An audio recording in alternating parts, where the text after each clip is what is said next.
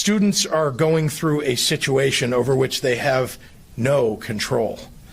Our first response must be empathy. I want to end with a message for our students who I know never envisioned a pandemic derailing their spring semester.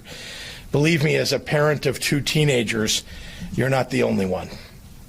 I won't try and tell you that texting and calling each other is the same as hanging out in the hallways or in the lunchroom. And I won't try and tell you that a Zoom prom is the same as a real prom. I won't try and tell you not to be sad about the lost goals and plans that you may have had for March and April. It's okay to be sad.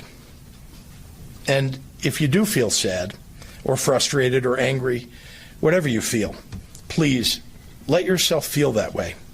Don't beat yourself up over being human. And if you're experiencing overwhelming anxiety, or you have a friend who is, and you need someone to talk to, there are resources available to you by phone and online through both ISB and our Department of Human Services, as well as the City of Chicago. But I also want to say something else. Once you're ready, take a look around. Take in the incredibly unique moment that you're living in. Yes, it's scary, and it's uncertain, and it's difficult. But if you're looking for a lesson in the fundamental goodness of people and of your community, it's right there in front of you.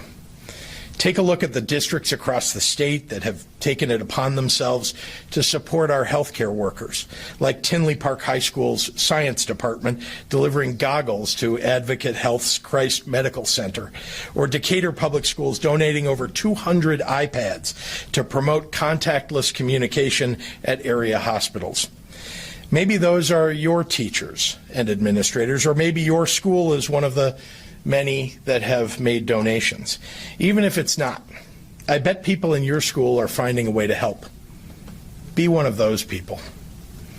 Or look at Michael Arundel, an Orland Park native, home from college while classes are out at the University of Alabama, where he's studying to go to medical school someday.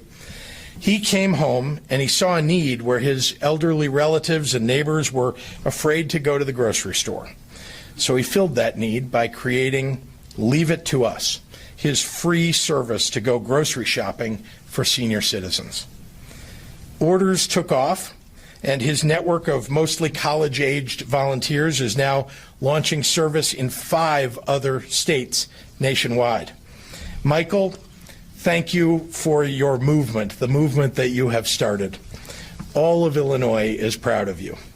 And I want to encourage our elderly Chicagoland residents, as well as healthy young people across the state looking to join Michael and start a local branch of their own, to visit his website. It's at covidsenior.shoppers.com. covidsenior.shoppers.com.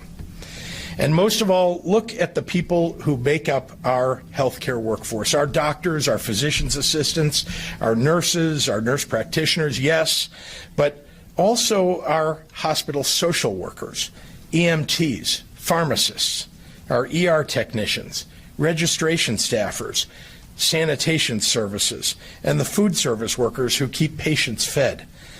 Maybe you call one of those people a parent, a sibling, a cousin, a friend.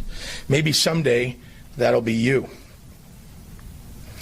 I can tell you that they didn't join this profession looking to fight a pandemic. They wanted to help people, to live a life of service. And they're doing that still, even though they share the fear and uncertainty that we all do. No, it's not the school year you bargained for, and I'm terribly sorry for that.